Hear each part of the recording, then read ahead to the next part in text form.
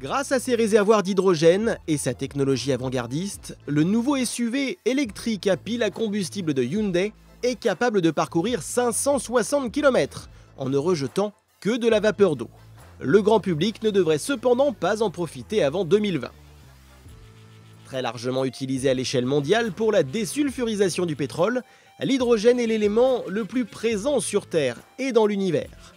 Une ressource incroyable sur laquelle les constructeurs automobiles lorgnent aujourd'hui pour remplacer à terme les carburants traditionnels, à la fois polluants et utilisant des ressources non renouvelables.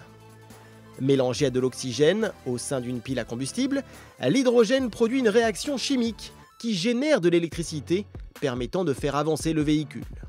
Ainsi, seule de la vapeur d'eau sort de l'échappement. Cette source d'énergie est-elle pour autant 100% respectueuse de l'environnement? Eh bien, pas encore.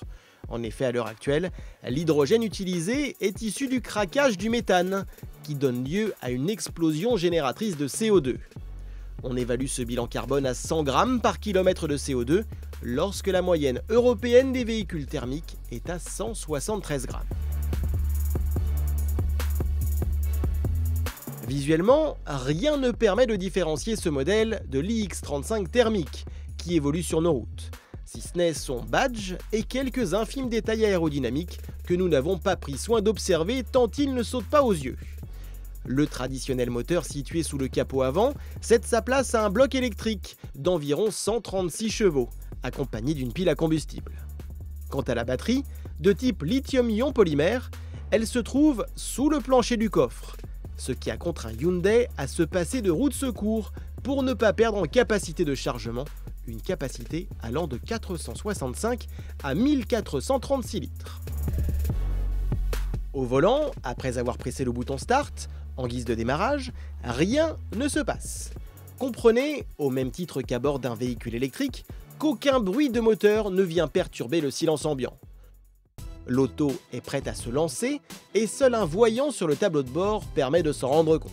Les premières accélérations sont plutôt franches et pour cause, à l'instar d'un véhicule électrique, le Hyundai iX35 Fuel Cell profite d'un couple disponible instantanément et d'une vitesse de pointe de 160 km/h.